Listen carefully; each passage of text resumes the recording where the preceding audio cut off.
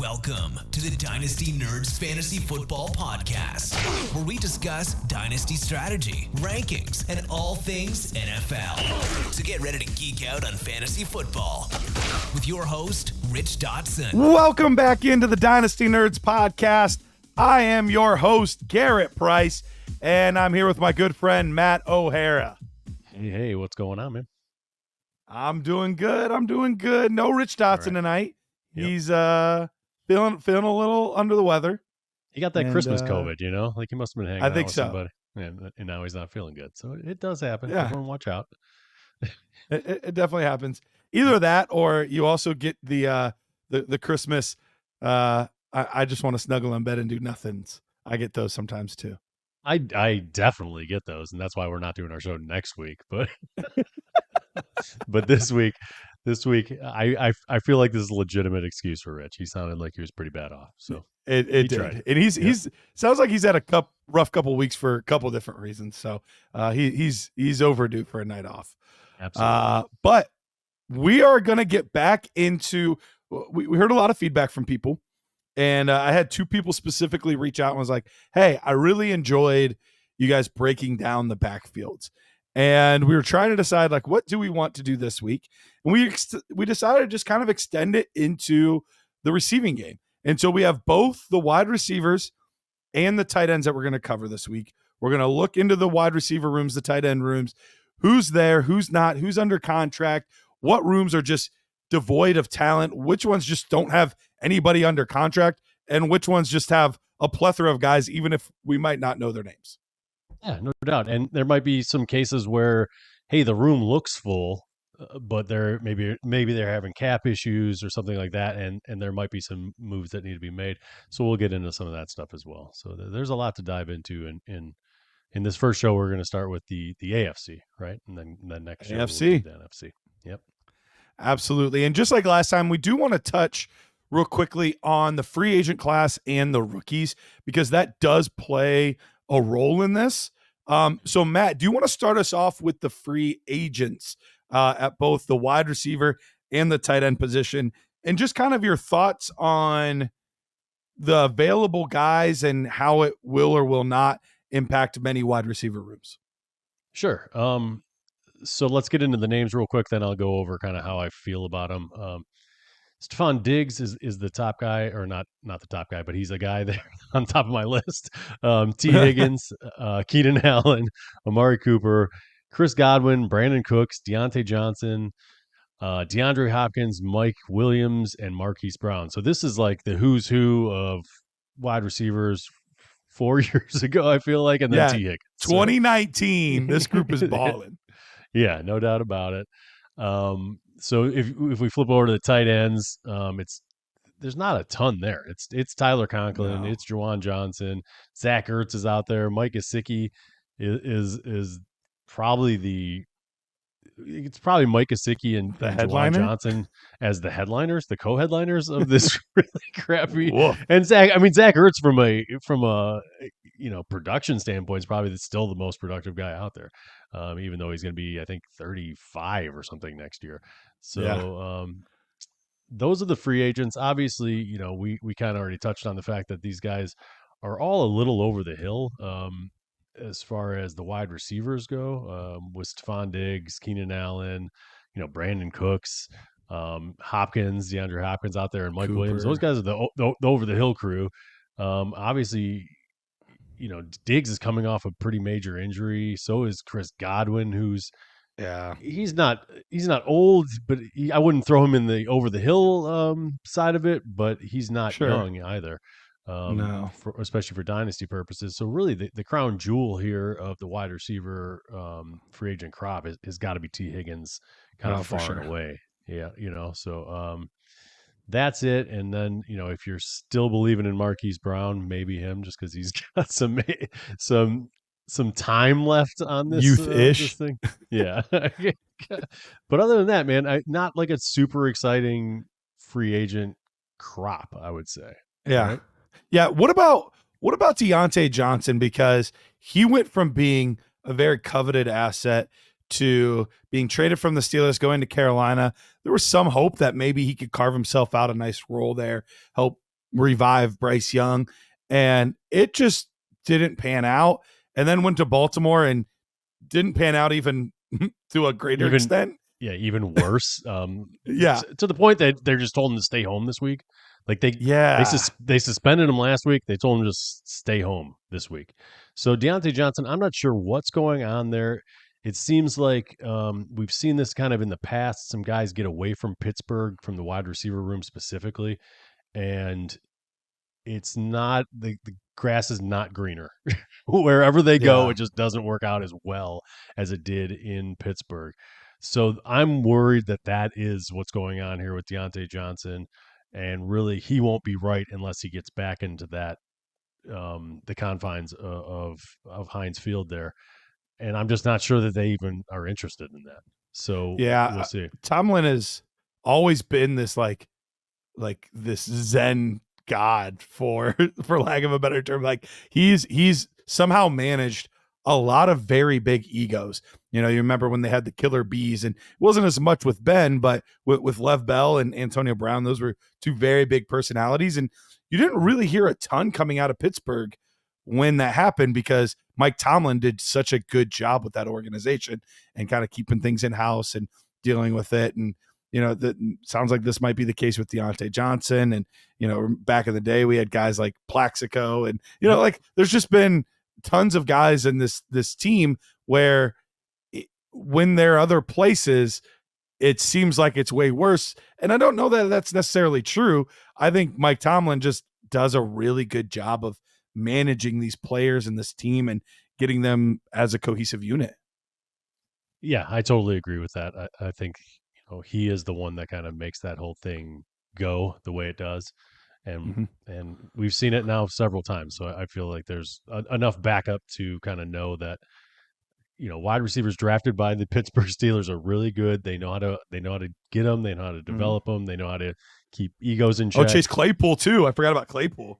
Yeah, but when they leave, things can go awry quite a bit. So Plexico was the one guy that kind of left, and I feel like still did well. Until he shot himself in the leg.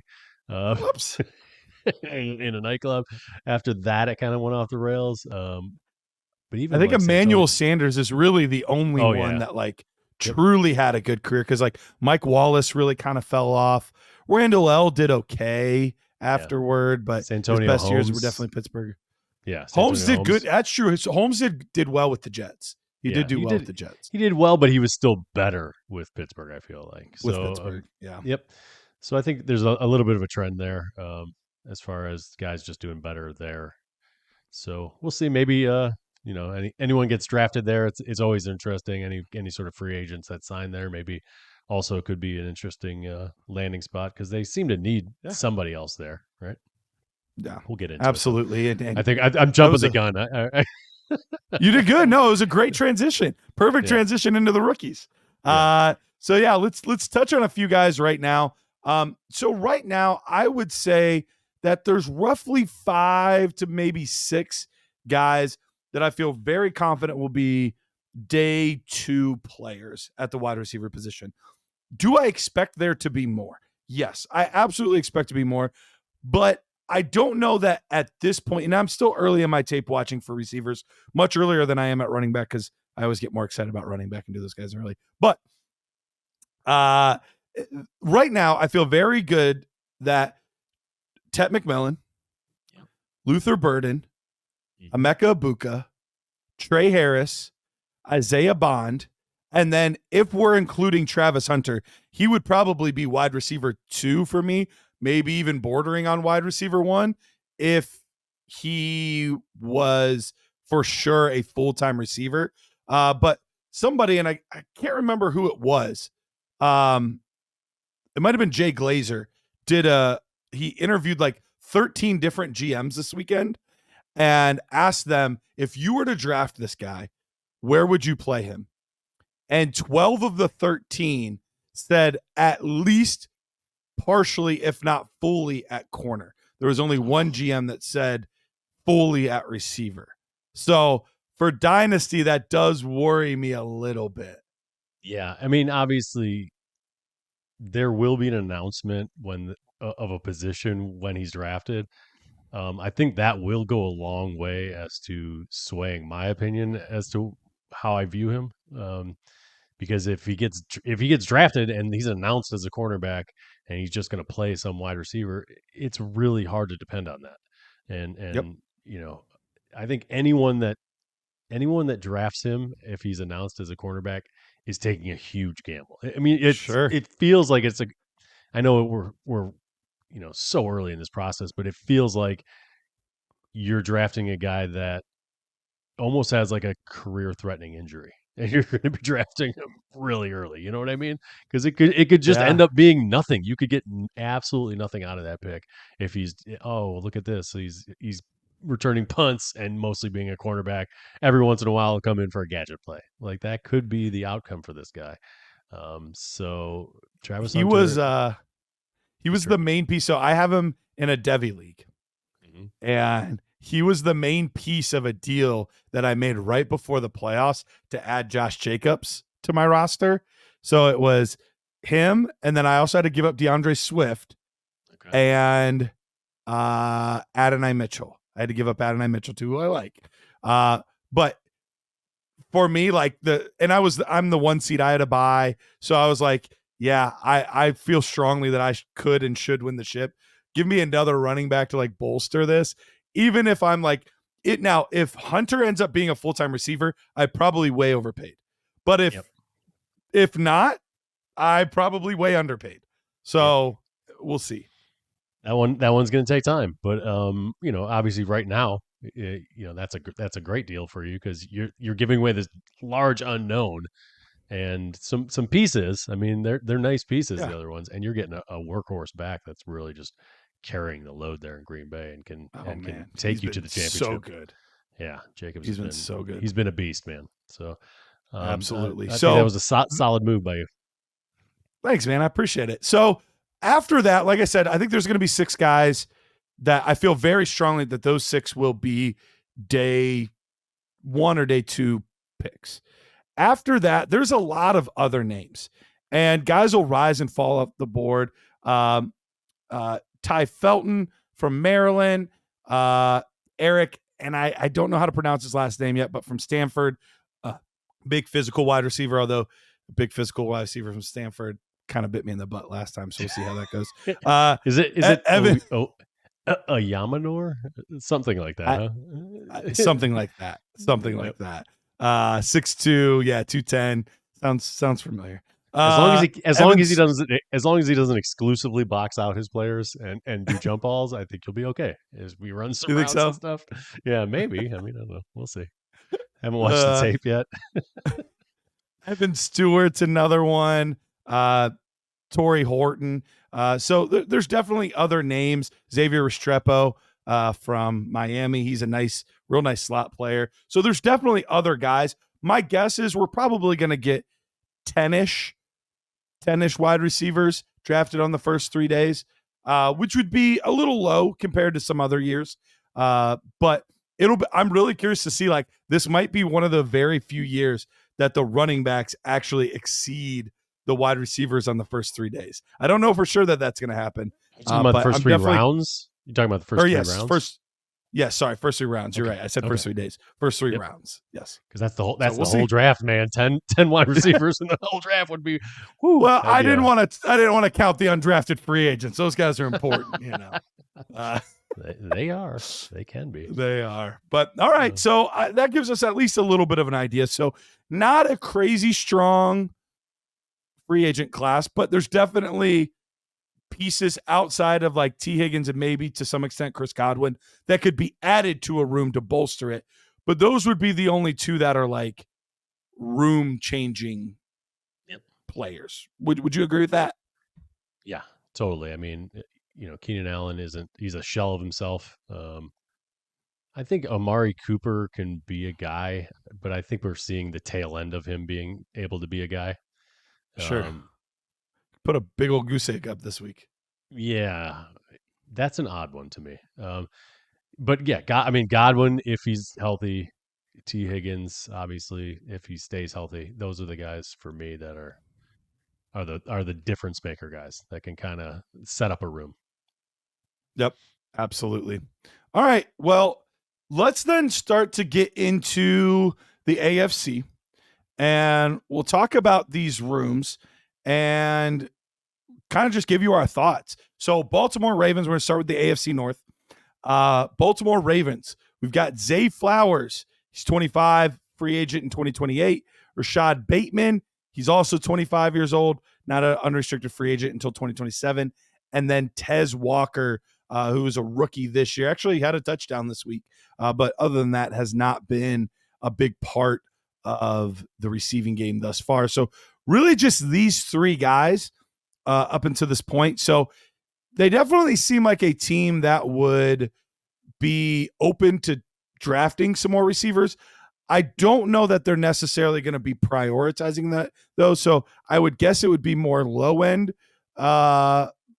free agents, maybe not even guys on the list unless it's like a Mike Williams or Brandon Cooks or something like that, or day 3 wide receivers. Don't you think? Yeah, for sure. They're set up pretty nicely. I mean, Zay Flowers is obviously kind of established himself as the top dog there in the wide receiver room. Rashad Bateman has actually, I think, surprised a little bit this year. They gave him an extension, Yes. and he's, I think he's up to 650-ish yards and 7 touchdowns on the season. Yeah. So he's kind of taken a step, and for him, it's been health issues. You know what I mean? He has not been able Sure. to stay in that lineup up until this season. So that, I think, is a nice turn for him, a nice change for him, to kind of make Baltimore feel better about that decision of extending Yeah. him as well. So anything you get after that out of a guy like Tez Walker or anything like that, that might be enough for them to feel comfy. They want to run a bunch of 2 tight end sets and have their running backs kind of do the heavy lifting. So I don't know that they need a ton more. Obviously, from a bodies standpoint, they're going to need more wide receivers. They're going to But need I don't more. know that. Yeah. Yeah, I don't know if they need any more high end guys. So to your point, I do think a later round wide receiver that can develop might be an option, and maybe bring in an older free agent. Maybe that is the combination that gets them up to the 5 or 6 guys that they need in that Yeah. room, just to kind of get you through a season. So I would And think that's that's kind of the route they go. And that's kind of what they've tried to do the past couple years. You know, they've had like a Tylan Wallace in there, and then they bring in Odell Beckham Jr. They tried to bring Deontay Johnson in this year, and that seems to be the combo. We got our main guys, then we add an old guy and draft somebody to try to develop. And, you know, maybe sometimes they're more special teamers like Wallace and Duvernay and guys like that. Yep. But yeah, I think that's the case. The tight end room's a little more interesting, though. Mark Andrews and Isaiah Likely are in this room, along with Charlie Kohler. Both Mark Andrews and Isaiah Likely free agents after this next season. So they're both going to hit the market in 2026. But, Matt, you put a note on here about Mark Andrews. I mean, I did. I just wanted to put it on there. There's basically on the 5th day of the league year, he's going to get guaranteed a $4 million roster bonus. So if they don't want to pay him, they have to get rid of him pretty quickly, and they can save about $11 million against the cap next year as if they cut Mark Andrews. I don't expect them to do that. I think they really like him, and he fits well what they do. So I don't expect that to be a move that they make. I just wanted to put it on there, just to kind of show that possibility. It's within the realm of possibilities. It's not at all likely. No matter how much they like Isaiah Likely, that they cut Mark Andrews, but I just wanted to put it in there as a possibility. Now, give me your thoughts here, because do we think by 2026 that they get a deal with both of these guys? I would assume at least one, but do we think they get a deal with both of these guys? If they don't plan to, do you think they could actually be in the market for another tight end in the offseason and maybe specifically in the draft? So, I mean, they got Kohler there as well, who's, he's in the same draft class there as Isaiah Likely. So it's really all 3 of those guys that are getting cleared out. and they've all shown that they can do things. So I don't know. I think they'll work out something with one of them, if not all of them. I think they like all three of Sure. those guys. The only reason, maybe it's not all three is if a guy like Charlie Kohler's like, I would like a better opportunity to actually play Sure. more, and tries to get out of there for that purpose. So I think the tight end position is one of those things where they're always kind of, it seemed like Baltimore specifically is always kind of thinking a step ahead. So I wouldn't be surprised if they drafted a guy this year, because they're, I'm sure, happier than a pig in shit to have 4 or 5 tight ends on the roster. So I would never count that out for them. Absolutely. Let's jump to the Cincinnati Bengals. Bengals have a pretty full room despite losing T. Higgins. They've got Jamar Chase, Yoshivas, Jermaine Burton, Charlie Jones, and Isaiah Williams. So they have 5 receivers under contract right now. We know they're going to get a deal done with Jamar Chase. It's just a matter of when, not if. So that's going to be getting done unless some giant diva something or other happens. But everyone expects that deal to get done. Do you think that there's a real chance T. Higgins can come back? Or do you think that they do, in fact, move on from T. Higgins? I think obviously their quarterback wants T. Higgins back. I don't see how they can do it. They had to, like Rich always says, they had to rename that stadium from Paul Brown Stadium. The owner's dad had the name on it on the stadium. They had to rename that to get Joe Burrow under contract. And it's not like it's just Chase that they need to get signed. They have God, I just blanked out on the DN's name. Hendrickson? Yeah, no, Hendrickson's. Yeah, no, Trey Hendrickson. Okay. They're going to need to re-sign him, I believe, as well. I think he's in the last year or getting close. And they need pieces on defense because that's been killing them. I think he did sign a contract extension. Did he already get it?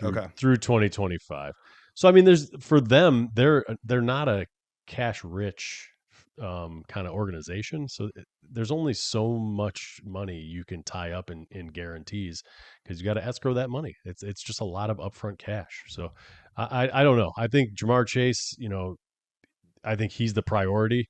They've already tried to keep T. Higgins around for this 1 year on the franchise tag. I don't see them doing that again. And Jamar Chase they're going to want to manage that cap number. I mean, his cap number goes from 9.8 million to 21.8 million in 2025. So that's another piece of the puzzle. Not having to do anything with cash, but just the cap aspect of it. They're going to want to clean that up as well. So I think a lot of moving parts there for the Bengals front office. But they went out and they drafted Jermaine Burton this year, I think, in anticipation of T. Higgins leaving. Jermaine Burton hasn't shown anything other than maybe some immaturity this season. So I don't know that they're feeling great about that right now. And, Josevich is a nice player, but he's not T. Higgins. So I don't know, it obviously creates a hole in the offense. I don't know that Jermaine Burton is the guy that's going to be able to fill it. So this feels like one of those things that they're going to be taking a step back next year, regardless, because I don't think they're going to be able to sign T. Higgins, and I don't think either one of those guys can step up and be a T. Higgins. And there's no one else. Any chance they draft somebody? Yeah, I mean, yes, because it's the cheapest option, right? If there's somebody that they like, I do think that's maybe a target area, because Charlie Jones hasn't shown anything. They got from Purdue. Same with Isaiah Williams. I mean, Charlie was here. Charlie Jones was drafted last season. Williams was brought in this year, along with Jermaine Burton, and those guys just haven't really shown anything. So I don't know. I don't know how you feel good about that if you're the Bengals going into next season, if T. Higgins does, eventually sign somewhere else. Yeah, and the only other option I could see is, could they talk a bigger name old guy, the Coopers, the Diggs, somebody like that? Could they talk them into a 1-year deal, a 2-year deal? But these guys at this point in their career want one of two things. They either want to get paid one last time, or they want to win a Super Bowl. So they're not going to get paid coming to Cincinnati. So unless they think that team is a Super Bowl bound team, they're going to have a hard time doing it. And that's going to be a tough sell coming off this season. Yeah. Where their defense is just a mess. They're not able to stop it's anyone. So bad. The offense can be as good as they want. They cannot win games because the defense is that awful.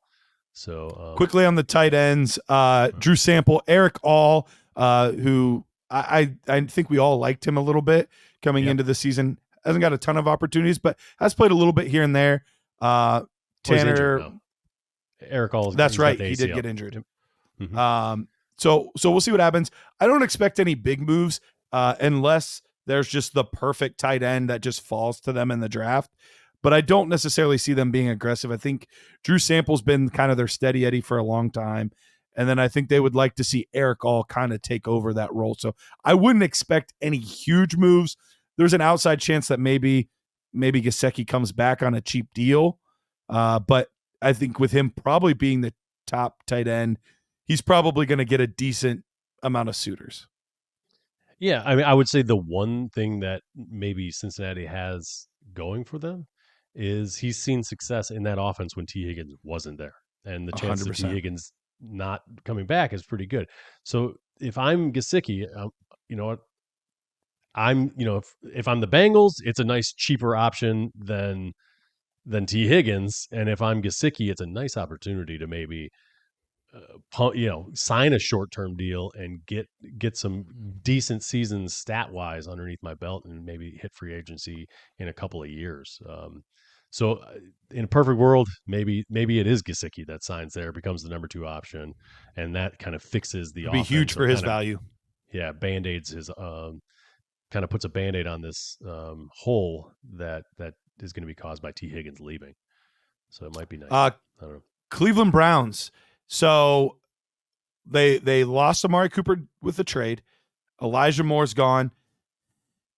After and he's gone because of free agency. I don't anticipate him being back. So there's only 4 guys under contract right now at the wide receiver position: Jerry Jeudy, Cedric Tillman, Jamari Thrash, who was a rookie this year, and then David Bell, who's just been pretty big disappointment, I think, overall after being a 3rd-round pick out of Purdue. But I think what I would have assumed earlier on in the season when we lost Amari Cooper was that we're going to be searching for a wide receiver 1. Cleveland, with what we've seen out of Jeudy the past few weeks, and then before his injury from Cedric Tillman, I think the team might be pretty comfortable actually with the wide receivers at this point. And maybe there's not a big addition to this wide receiver room, and they're going to have to add some depth. Obviously, 4 receivers is not going to be enough. So they'll draft a guy or sign a guy or something like that. But I don't anticipate any huge moves unless the right player just falls to them in the right spot on the first 2 days. But I just don't anticipate that happening with all the holes that this team has.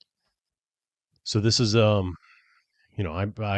bash the New Orleans Saints all the time for their cap situation. So I have to do it to the Browns. They're $18.8 million over the cap as far as projection next year. So I don't think there's going to be money or cap space to do that without some serious restructuring of deals.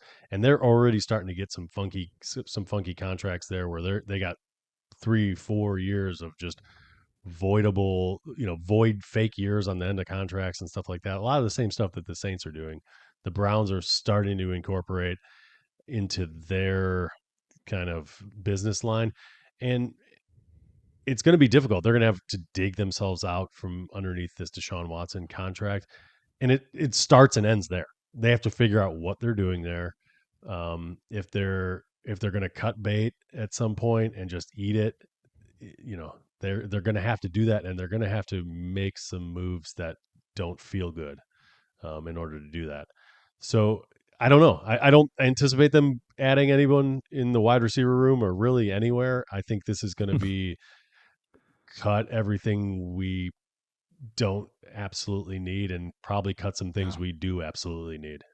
So it's going to be ugly. I don't know. There's no eloquent way out, I don't think, for the Browns because of the contract that they give to Deshaun Watson and just his complete lack of production.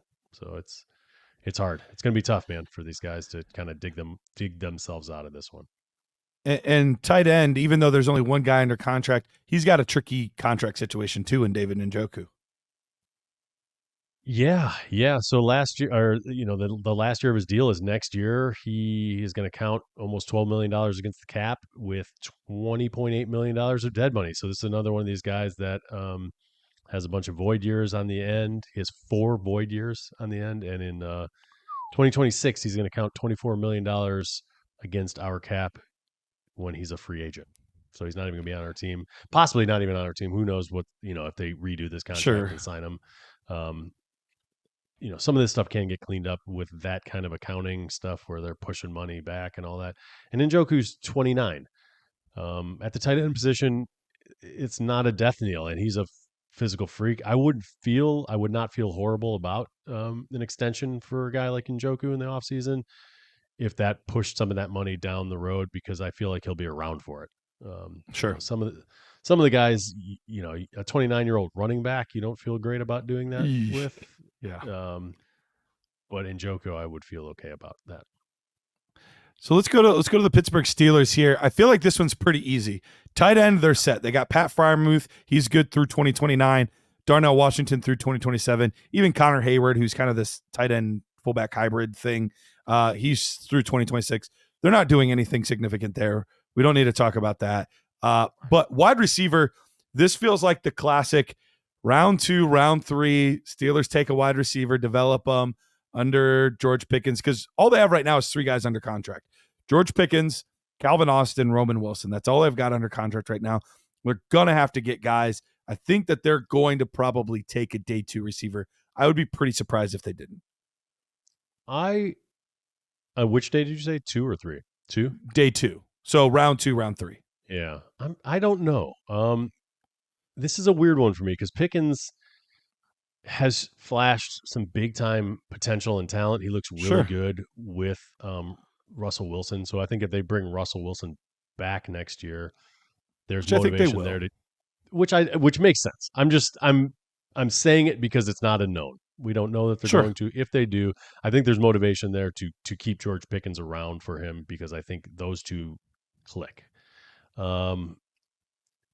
There's obviously maturity issues, all sorts of stuff like that with George Pickens that are coming out, which we already spoke about how they do a really good job of keeping that stuff in house. So I wonder what's not coming out about George Pickens, and when he leaves, look out. You know what I mean? Like, that's one of those guys that could just go completely combustible and just ignite. But Calvin Austin, I think, is an interesting guy in that he's not a big a taller guy. He's a very small guy, but he's almost like a Tyler Lockett-esque guy for at least he's turning into that. I don't think he's Tyler Lockett. I don't think he's as talented as Tyler Lockett, but I think he can do some of the things that Tyler Lockett did there for Seattle with Russell Wilson as well. So Calvin Austin, I think, is developing. He's not, I don't know that he's a reliable fantasy option, but for Pittsburgh, they don't care about that. I think he's becoming a piece of their offense, and we haven't seen anything out of Roman Wilson. So he's been a healthy scratch at times. Yeah, but and that's the reason I think I say I would be shocked if they didn't take a receiver on day 2, because it's what the Steelers always do. They give their main receiver 2 years into kind of what they've been doing.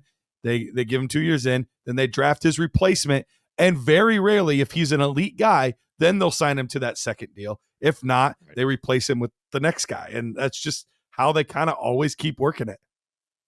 Totally. I agree. And I just don't know if this year is the year 2 guy or I mean, the day 2 guy, or if it's the day 3 guy that they kind of just percolate and has some things that they like about him, and they see if they can get that guy to develop, like it was Emmanuel Sanders was a 6th round guy that developed, you know what I mean? Calvin Austin was a 4th round guy. Roman Wilson was, I think, a third round guy, right? I believe he was a 3rd rounder. Yeah. Yeah. So it's one of those things where I don't know that it's the 2nd round type of guy yet. Or 3rd. Day 2 or 3rd. Could be 3rd. Yeah, you're. But did they already do that with Roman Wilson, and he just kind of was nicked up and they're in a Maybe. battle for a playoff spot, so they don't really want to have this guy learn on the job right now. So he's kind of learning behind the scenes. We'll see. I don't know because I haven't seen anything out of him. But Right. if which is what if lends me to think they might need to. Yeah, we'll see. I mean, because they're going to have to draft guys either way or sign guys because they just they're going to have to bring bodies in.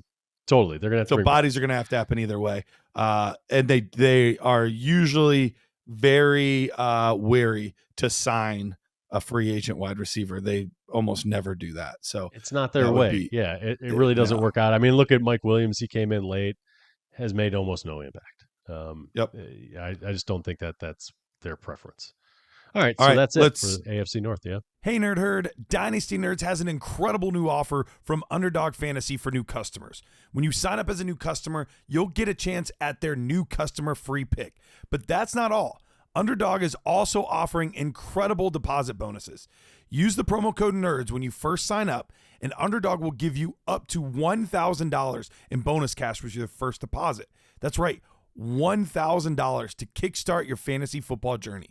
Don't miss out on this fantastic opportunity. Head over to UnderdogFantasy.com or download the Underdog app. Sign up today with promo code NERDS and start your journey to fantasy football glory today. Must be 18, 19 plus in Alabama and Nebraska, 21 plus in Massachusetts and Arizona, and present in a state where Underdog Fantasy operates. Terms apply. Concerned with your play? Call 1-800-GAMBLER or visit www.ncpgambling.org. In Arizona, call 1-800-NEXT-STEP. In New York, call 1-877-8-HOPE-NY. And in Tennessee, call 1-800-889-9789. Yep, let's move to the South. Houston Texans. We've got Nico Collins, Tank Dell, John Mechie, Xavier Hutchinson. It's only 4 guys, so they'll obviously need to add another guy or 2 as well. But I'm curious to see what they do with this room. The offense was looking at its best when all 3 of those receivers were playing. And once we started losing 1 or 2 of them, it wasn't as good. But that being said, go back to 2023, and they were just fine with the 2 of them. And they didn't really need the 3rd. So I'm really curious what they're going to do. I don't feel like I have a good grasp on what this offseason will look like for the Texans. I don't feel like it needs to be a priority for him. Because like you said, Nico Collins. Mechie's fine. Hutchinson's fine. Yeah, that's what I mean. Nico Collins and Tank Dell can handle the top 2 spots. And John Mechie, if he can work his way back into like shape instead of having like off seasons where he's coming back from cancer and like injuries and stuff like let's just see what maybe he's a little bit more than we thought. I know he like dropped a what would have been a touchdown pass this week. So that wasn't great. But so did Justin Jefferson. It happens to the best of us. It really does. It never happened to me. I always got him. Never dropped a pass. Never dropped a pass. Glue hands. So and you combine that with the fact that they've got a pretty decent tight end room. I mean, Dalton Schultz is a serviceable guy. I think we've seen him kind of pop up on the radar a couple times as far as putting together some good games, a good year last year. And then Cade Stover, I think, is a promising rookie. Even Brevin Jordan, they gave him an extension when he was injured. So they wanted to bring him back, and so Brevin Jordan, I think, is I don't want to call him an underrated piece, but I think he's a nice 3rd tight end, and even probably could operate as a 2nd tight end. He's always been one of those players that would benefit from the Jonnu Smith, Chigo Okonkwo type of role, where they're more of this like hybrid player, sort of tight end, sort of an H-back, sort of that type of role is where I think he would be best. I don't know that they're going to ever use him in that capacity, but that's where he could kind of have some sort of relevance. Agreed. Yep. Indianapolis. This is another team where I feel like they've poured a lot into this wide receiver room. And I don't, even though the passing game hasn't gone great, I don't really feel like that's on the passing game or on the receivers as much. Catchers of the ball. Now, tight end, I could see them doing something at tight end. They have Jelani Woods, Andrew Ogletree, Will Mallory. they've just kind of been rotating through bodies for a while now. It wouldn't shock me for them to see them do something at tight end. But wide receiver wise, Michael Pittman Jr., Josh Downs, Adonai Mitchell, Alec Pierce, and Anthony Gould, like all of these guys except for Pierce are signed through 2027.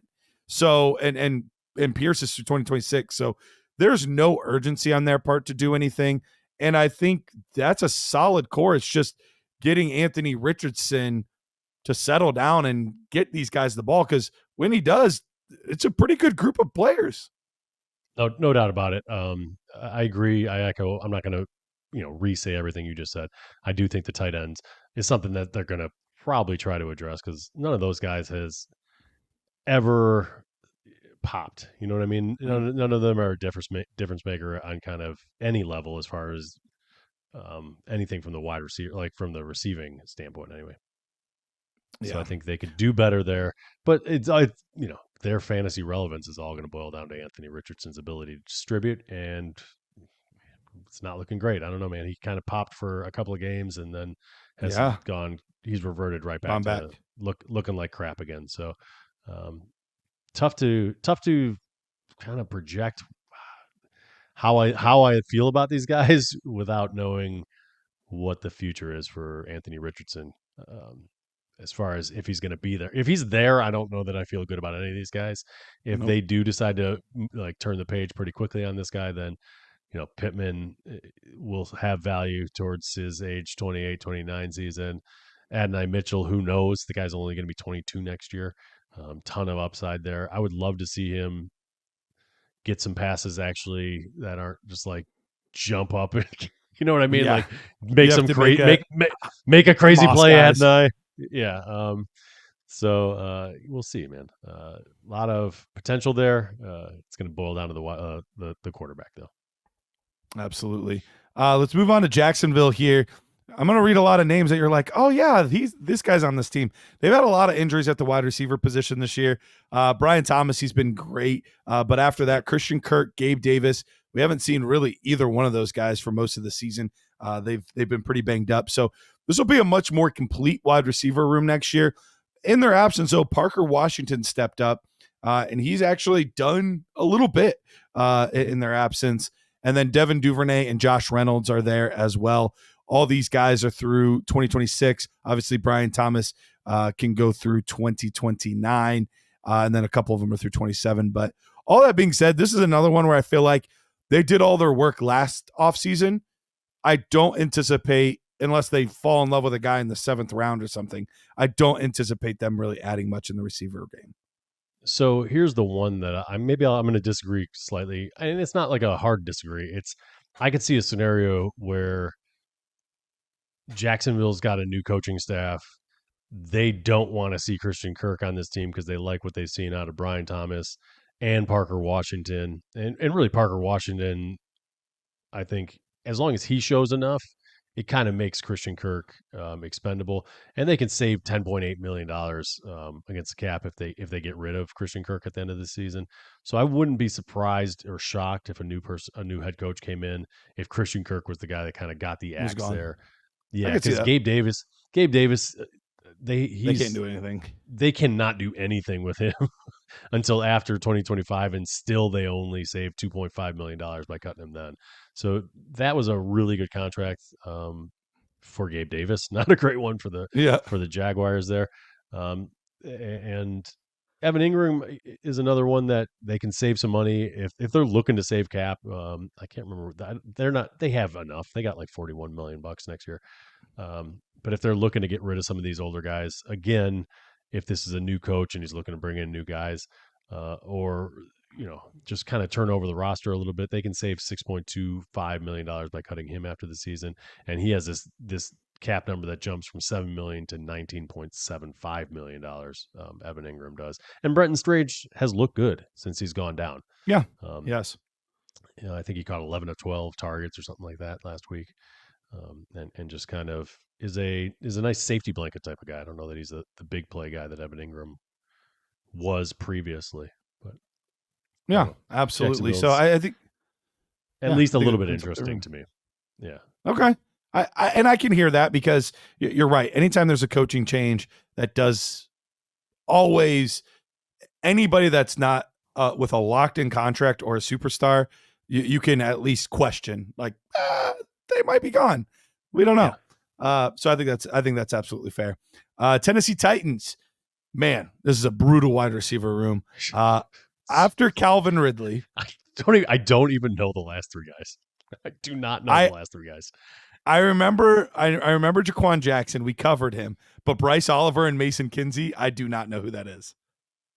I do not know who those guys are. So it's Calvin Ridley, it's Treylon Burks, and it's those three guys you just said that if they passed me in a grocery store, I wouldn't know them. I wouldn't know who they were. And that's the scary part. Right now, Treylon Burks is the wide receiver too. He's struggled when on the field, and he's struggled staying on the field with injuries, and it's been all bad, unfortunately, for Treylon Burks, and definitely frustrating. Technically, he's an unrestricted free agent in 2027, but this was my note. They will 100% not be exercising that fifth-year option, so he's going to be a free agent in 2026. No doubt about that. I don't think unless there was some miraculous turnaround. Well, they would have to decide that this offseason. Oh, that's right. Yeah, there's no way that they're exercising that. Nope. He's definitely going to be gone after the 2026. Yeah, you've seen absolutely nothing from the guy, except for injuries and inefficiency. So you're not going to sign up for another year of that. I think this would be one of the scenarios that I could definitely see T. Higgins in, where they just pay up for him. He's from Tennessee. So that's where he calls home. This was his former offensive coordinator. That's now the head coach. Like, all the stars seem to be aligning for him to potentially be a Tennessee Titan next season. Now, will it happen? I don't know, but I have no idea what the betting odds are, but this has to be the front runner. I would think so. If I had to bet, that's probably where I think he would go as well. The only thing that gives me pause is it's such a step down from the quarterback play that I Will don't Levis know. just got benched even. Did you see that? So it's Mason Rudolph. Yes, I did. That's going to be starting this next week, and who knows what that means for what? I mean, they could sell him. Hey, we're moving on from Will Levis. We're going to be drafting a guy early. They pick 6 right now is what they have. So you're going to be catching passes from a rookie. We really want you to establish, our passing game. Like, everything's going to run through you and obviously Calvin Ridley, which is a pretty decent pairing. Those guys would play off each other, I think, pretty well. But if without a quarterback in that situation, I don't know how you sell that to T. Higgins, because he is the prize jewel of the wide receiver class. I think he could basically pick wherever the heck he wants to go. Any wide receiver needy team that's going to have the salary cap. So, I don't know that it's Tennessee Titan with their current quarterback situation, but you never know. Money talks. So we've seen guys go to the Cleveland Browns and stuff back in the day when they were terrible for money. So it happens. It absolutely does. Tight end wise, Chico Conco's been solid, and they also have Josh Wiley and then David Martin Robinson as well. So no necessarily need there. If the right guy fell to him, I don't think Chick's been so good that they wouldn't consider it, but I don't think this is something that they would necessarily be prioritizing with all of the other holes that they have on this team. Agreed. Yep. Let's move on. All right, let's head east to the Buffalo Bills. This has been interesting because they added Amari Cooper and they added Keon Coleman, and Khalil Shakir has kind of really developed over the past couple of years, and he's now the crown jewel of this receiving core. So he's an unrestricted free agent in 2026. Keon Coleman, their second round pick, he's good through 28, and then Curtis Samuel, he's good through 2027. So those three guys are the only three. So another team that will absolutely be adding something, but this is another one where we saw how good Josh Allen's been this year. It doesn't seem like they necessarily need to go out and get Keon Coleman should be getting better. Khalil Shakir has kind of established himself as a legitimate NFL receiver in the sense of like, yes, he could be their number one option and be just fine. I don't think anybody's going to put him in the Jamar Chase and Justin Jefferson tier. But more than capable in this offense. So if Keon Coleman develops, Curtis Samuel's still a fine, like whatever piece. So I think we're going to see some pieces added, but nothing of note. Agreed. There might be a spot on this roster for a field stretcher of some kind. I don't know if Coleman is that guy or not. It's more of a possession guy. Yeah. Yeah. Maybe a Marquise Brown type of guy. Like, hey man, I need somebody to pull some of these safeties, get them away from the line of scrimmage. The old Gabe Davis role. Yep. So maybe something like that, but honestly, that's not like big news for fantasy purposes. So Right. I agree that it's going to be pretty low key, and obviously the two tight ends there are going to be a pretty integral part as well. Dawson Knox and Dalton Kincaid are both going to be there at least for next year. It looks like, yeah. So Knox has guarantees wrapped into next year's salary, and so he's for sure there next year, and obviously Kincaid's going to be there for a while. So yeah, and Kincaid actually looked decent this week. Saw him making some plays away from his body and stuff too, which was good to see some of that kind of stuff because we just haven't seen much from him this year. And when it was, it's just more of, safety valve type stuff. So I actually saw some downfield plays from him this week, which was encouraging. That is encouraging. I'm starting to feel like, there are guys that can play nicked up and be effective. I'm not sure that he is one of those people. Yeah, he seems like when he gets a little nicked, he does, it really affects his game. So we'll see. I guess as only time will tell on that one. That's just my working theory right now. So we'll sure. See. Now makes sense. Miami Dolphins, Tyreek Hill, Jalen Waddle, and then the Washingtons. We got Malik Washington and Taj Washington. So we know what Tyreek Hill is. His contract right now is pretty set for next year. It's not till 2026 where things could get interesting. Jalen Waddle, he signed a big contract this offseason. He's going to be there till 2025. So short term, we know it's those two guys. The guy that's kind of come on a little bit lately, though, is Malik Washington, the player that they took out of Virginia that went way later than I expected him to go. What did he go, like 6th round, I think? That sounds right. I can look real fast. I remember thinking, like, I like him more than Corley. I like him more. Like, there was a lot of guys like that I liked him more than that ended up going ahead of him. And I thought he was going to be a fringe, like, round 3, round 4 guy, and he wasn't. But he's playing like one, though. He's been much more involved in this offense, and with how much more this offense has looked like that West Coast short passing game and then yak afterward lately, Malik Washington fits into that really well. Yeah, he absolutely does. He filled in even this past week, right? When Waddle went down and looked pretty good. So yeah, I think he's a nice long-term play there. I can't seem to find the round that he was drafted in on the page I'm looking at, so I'll have to get back to you on that one. No but worries. yeah, the Tyreek Hill stuff, I would expect Hill to be here for 24 and 25. So obviously the rest of this season and next season. But after that, they could save $22 million by cutting him after the 2025 season. So that I think becomes the question mark. Obviously, he's been pretty ineffective this season with the wrist injury, but I would expect that to get cleaned up this off season and him to kind of fire whatever he's got next season at age 31 is going to be kind of determining if he sticks around there. Yeah, for 2026. So we'll see. And I did look it up. He was, in fact, a 6th round pick. Tight end wise, I don't think there's much need to do anything. Jonnu Smith has been a world beater for fantasy football purposes. I think he scored 20 or more points in 3 of the past 5. In the other 2 games, he was in the teens. So he's been like really, really good for the most important part of your fantasy season.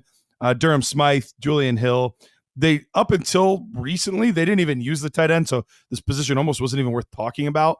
And like we talked about earlier, Jonnu Smith's kind of this receiver, tight end, H-back hybrid type player, which is why I think he kind of fits more than some of the other tight ends in the past. Yeah, I totally agree. I think Julian Hill is similar in stature, though. Is he not? He could be 25-year-old. I think that's memory. It's going off memory. Okay. I gotta have to double check that, but I think he's like 6'3". So he's Okay. another guy that's on the shorter side for tight ends. New England anyway, Patriots. Yep. New England Patriots here. I talked about the Tennessee Titans having a rough wide receiver room. This one might take the cake, though.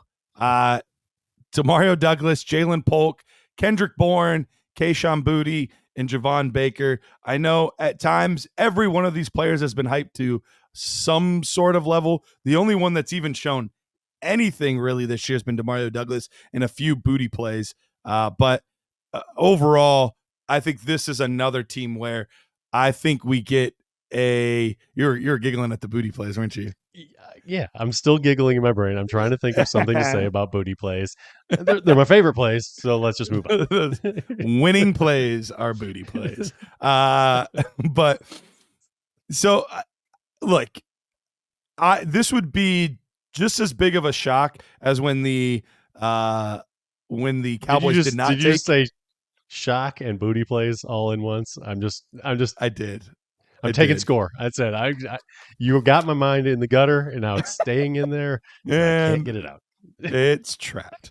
Sorry, what were you saying? I would be greatly surprised if the Patriots did not take a wide receiver. I think they're taking one round one, but if not, they're absolutely taking one in round 2 or 3. No doubt about it. This is definitely, they definitely need to clean this room up and kind of add some marquee pieces. But this might also be a T. Higgins landing spot, in my opinion. Be as well. They have got $132 million of cap space, the most money in the NFL next year for cap space. So, kind of just running down that list really, really quickly, we can make if T. Higgins is going just for the money. Let's make a list real fast. 132 million for New England, 111 for Las Vegas, 103 for Arizona, and 101 for Washington. Washington could be a sneaky one. Might be another sneaky one.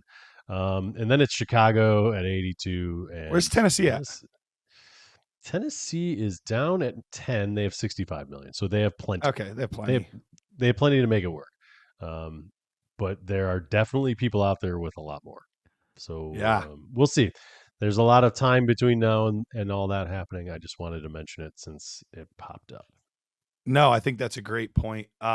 And maybe at some point this front office takes a look in the mirror and says, hey, nothing's changed since Bill's left. We still suck at evaluating wide receivers, because all of us were shocked when Jalen Polk was drafted in round 2. Like that was the craziest draft pick. I could not believe that guy got drafted in the second round. And really, Javon Baker went in the 4th, and I would have taken him over Polk. Yeah, I had a slightly higher nerd score for Baker than I did Polk, so I probably would have done the same.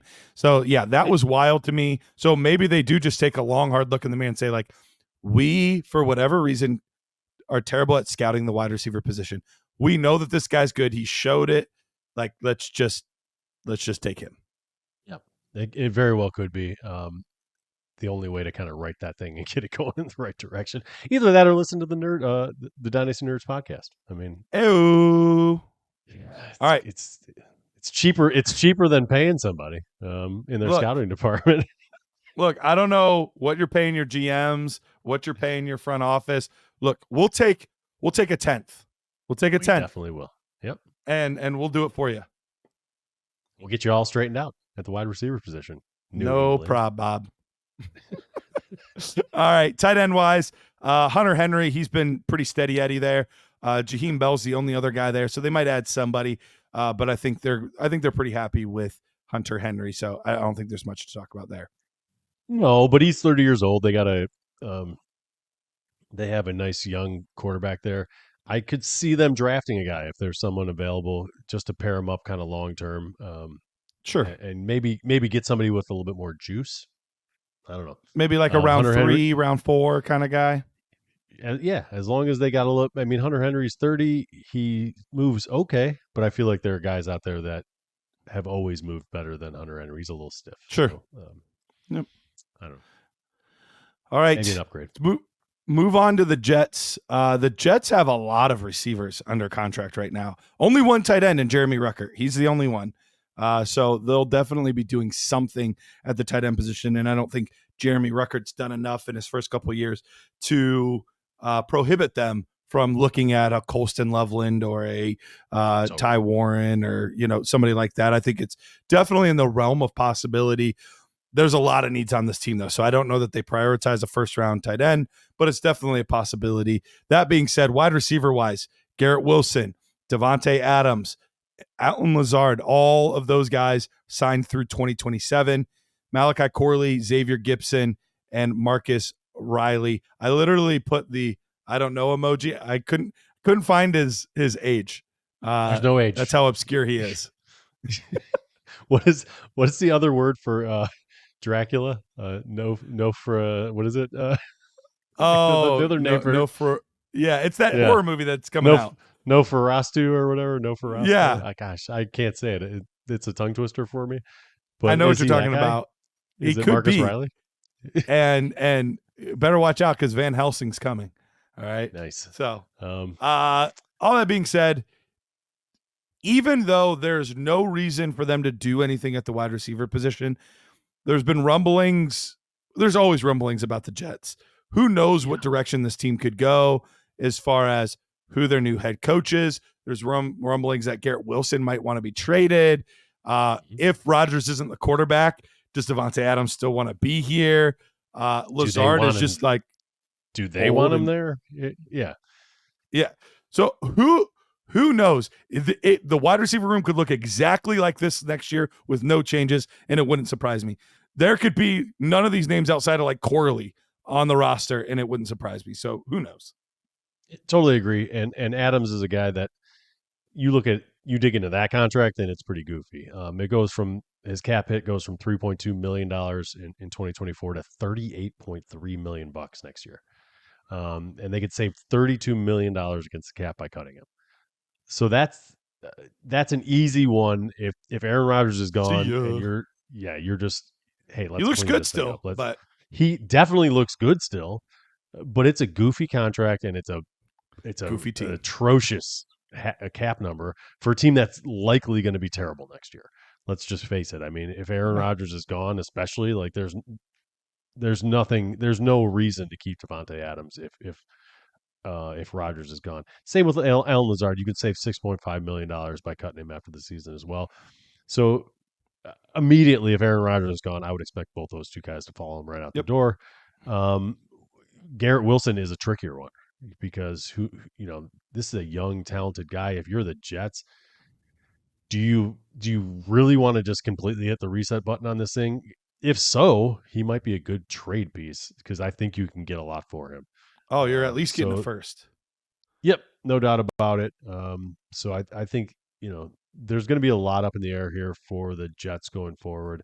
I think it's going to start with an Aaron Rodgers decision, and we could see this thing really kind of snowball on them and turn into a mess of just you don't want to have anything to do with this team by the end of it type of thing. I mean, obviously Breece Hall, if everyone leaves, Breece Hall is still going to have value, but it's going to be a little bit tough sledding, I think, going forward here for the Jets regardless. It could get weird. It could get real weird real fast. Let's head out west. Let's look at the Denver Broncos. Wide receiver room, really tough to know what that's going to look like coming up here. Cortland Sutton, he's had a good season, but he's getting a little bit older. And his cap number you put in here, big jump from this year to next year.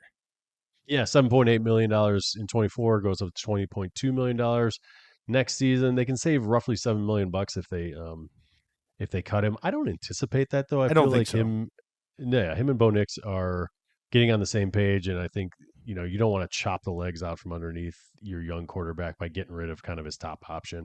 So I would expect that to get worked out, even if it comes to some sort of extension or anything like reworking of the contract here for Cortland Sutton. I would think that's kind of the option that they or the route that they take here going into the offseason. So from a wide receiver addition standpoint, I'm never going to kind of rule that out for What's his name? Sean What's Payton. the coach's name? Sean Payton. God, that completely blanked on me. You're For good. Sean Payton, just because I feel like, Kevin James. Kevin James. That's who I was picturing. Yeah. I don't think Marvin Mims has worked out as kind of the guy that he thought he was going to be. He's kind of more of a gadgety type of player. Troy Franklin has kind of flashed here and there. And obviously Vele is 27 and he's a rookie. So I wouldn't expect him to be like a big part of your plans going forward. By the time he's done with his rookie contract, he's going to be 29, 30 years old. So I would expect them to maybe draft a guy again this coming season. And maybe this time it being in anticipation of Cortland Sutton moving on. Yeah, I think especially when you take a look at not just the wide receiver room, but also the tight end room. I mean, right now, Adam Troutman's their best piece in the tight end room. They got rid of Greg Dulcich. He's not even there anymore. He's now with the Giants. So Nate Atkins is the only other one under contract. I'll say this. This is another one where I would be very surprised if they do not draft a tight end or wide receiver on the first 2 days. Like this is another spot for like a Loveland, a Warren, a top tier tight end. We know that in the past, think back to Jimmy Graham. We know that that's been really good in a Sean Payton offense. So it wouldn't shock me if he says, hey, yeah, we can go after another receiver, but let me get you a guy underneath that can make some plays. And that wouldn't shock me at all. No doubt about it. I think they got some work there in Denver because they're going to have to clean up that running back position as well. So really, all three of those spots, I could easily see them taking any one of those guys. Maybe the running back's the guy that they go a little bit later, and maybe the fourth round or pick, a free agent, or free agent, right? Yep, absolutely. So I'm with you there. They need something there to prop up Bo Nix a little bit better. Wide receivers for Kansas City, we've got Rashee Rice, who's been out, Xavier Worthy, the rookie, Sky Moore, who's also been out, and apparently Nick Ramingo. Another one that I was like, I do not know who this player is. And I do a fantasy football podcast. B4, Ramingo. I win. Who the frick is Ramingo, dude? Dude, break. No idea. No freaking idea. But you know what? Well wishes. Merry Christmas, Nick Ramingo. Hope you have a great new year. Look, they're going to have to have football next year. You're doing better than us. Yep, no doubt about it. Rashee Rice obviously is going to be a big addition with that knee injury happening early this year. It'd be great to have him back. I expect him to more or less hop right back into that number one receiver role on this team. Worthy, he's exactly kind of what you would have expected. He's just been that gadgety, makes big plays, but isn't consistent. Maybe the consistency builds up over time in his career. I'm not ruling that out. I do think he was a better route runner than other gadget players, so I don't think that's out of the realm of possibility. But Sky Moore has been an absolute dud, and as much as we now love Nick Ramingo, I don't expect him to be a big part of the plans. So they're going to have to add something to this room. But with back-to-back years, spending a second-round pick and a first-round pick at wide receiver, I don't anticipate them doing that again. I could see them doing exactly what they did this year with DeAndre Hopkins. In fact, I wouldn't be surprised if DeAndre Hopkins is back on this team next year. Agreed. No, this feels like a place that, especially depending on how this season ends, that DeAndre Hopkins would want to come back. If he wins, yes, let's go get a second one. If they just miss out, I still really want that first one. Let's go. Sure. Let's go. So I could see a couple scenarios where he really is motivated to come back to Kansas City. I think the one, they're going to need somebody. So I agree with that at the wide receiver position. The tight end position is where it gets crazy. I did want to just kind of mention the cap stuff for Travis Kelce. I'm sure they'll get it figured out. But he has a $19.8 million cap hit next season, and they could save like $17 million. So if they don't, for whatever reason, want to keep Travis Kelce around, they can save quite a bit of money against the cap if they did move on. But they've got 21. They're projected to have 21 million. So I don't expect that to be an issue where they don't want to face they don't want to face the raft of the Swifties either. Like you don't want no the doubt. Raft Yeah. them. All the 10-year-old girls out there would be going nuts. Oh man, the Snapchat and TikTok comments would be through the roof. Unbearable. So, but other than that, Noah Grace played pretty well this season, kind of becoming a mini Travis Kelce out there, where he's been getting a lot of receiving work, been very involved in the offense. So I think you're never going to fully replace Travis Kelce. You're just not. But I think they have a pretty good option if they did decide to move on. So, and with them just drafting Jared Wiley, I don't anticipate them really doing anything at tight end. Let's move over to Vegas. Man, I keep saying these are bad rooms, but this one's pretty rough too. Jacoby Myers, he's been pretty solid this season. Got to give him his flowers. But after that, Trey Tucker, and then two more exciting names that I do not know: Ramel Kenton and Jeff Foreman. No idea. Dude, beats. I've never heard of either one of those guys. Good for them for making an NFL roster. Hey, yep, good job. Good they're job. Obviously going to be adding players. Yeah, they're going to be adding players. This is another team that has a ton of money. This was the number 2 team as far as cap space, 111 million. So any one of those free agents that we talked about earlier, if they're looking for a payday, this might be a place for you. I mean, they don't have a quarterback. Who knows what? Well, but they do. might. They have a top 2 pick. So Yep. Shador or Cam Ward are both real options for them. I could see them if they get one of those guys. They could go after Chris Godwin and say like, "Hey, Chris, come play with this rookie. Help coach him up." And like, I could see it. No doubt about it. And they've got the money to throw at whomever they kind of desire. So I could definitely see that being a thing. And Jacoby Myers is a serviceable guy. So if you pair him up with the Chris Godwin, and obviously you got Brock Bowers there and Mayer, who's he's looked okay solid as that second tight end as well. You kind of have something rolling there. If you can get a running game going, and all of a sudden, maybe that's an offense again. But who knows what that's going to look like as far as the coaching staff, all that kind of stuff. Antonio Pierce, I don't think has any assurances that he'll be there next season. It's been rough. It has been rough. So we'll see exactly what this team looks like. Another team that I would expect a lot of turnover and change here in the offseason. In a lot of spots, but wide receiver specifically, Jacoby Myers and Trey Tucker's a nice number 4 who's sitting right now at number 2. So let's get some other guys there. Stat. Last team here, the LA Chargers. This was a team that I think coming into the season, I thought there's no way they don't add another receiver this year. But with how well Ladd McConkey has played and the emergence of Quentin Johnston, maybe they don't add a big wide receiver. They might. They're gonna add somebody. They only have 4 guys on the roster right now: Darius Davis, Brendan Rice. Neither one of those guys. Davis does a little bit, but Brendan Rice is not a part of this team as far as actually helping them. And then Will Dissly is the only tight end. So I think they add something. It wouldn't shock me if it's tight end that they add, though. I think that would be the more likely scenario. Could they add a day 2 receiver? Sure. It wouldn't be like shocking to me, but I don't necessarily know with how much this team likes to run the football and how well Justin Herbert's played with the current group that they necessarily need to really emphasize the position. And it could easily be another one where it's like, all right, we're not going to add a big name player, but hey, let's go into free agency, and maybe Amari Cooper is a good addition to this team, or somebody like that, where kind of gets them through until they're ready to draft their next receiver. Yeah, no, I could see that because Quentin Johnston has emerged, but he's been probably maddening at times as well. Yep. Just with the drops and kind of inconsistencies.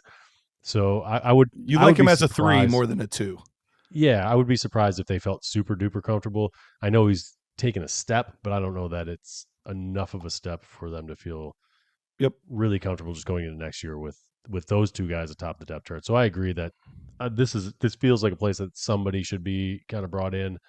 I don't know who the hell that is because obviously Keenan Allen kind of already left there, so he's not going to come back. But I feel like he would be the best fit. As far For as sure. a guy that Diggs we're doesn't just seem kinda, like a Harbaugh guy. no, I don't think so either. So I don't know. We'll see. Don't, Cooper, maybe Marquise Brown. I don't know. yeah, I don't either. So maybe this is a, let's kind of band-aid it this year and figure it out next year type of place. But the tight end, I think, is an important piece to that offense. And Disley's fine. He's just not healthy. You can't rely on him to stay healthy through an entire season. So I think they do need to bring in somebody there, and maybe somebody that can make a little bit of a difference in the passing game would be nice. Awesome. Well, that wraps up the AFC, kind of diving into the wide receiver and tight end rooms. We will be back. If you're listening to this right away, we'll be back tomorrow for you. And we'll be talking about the NFC. Nice. Adios.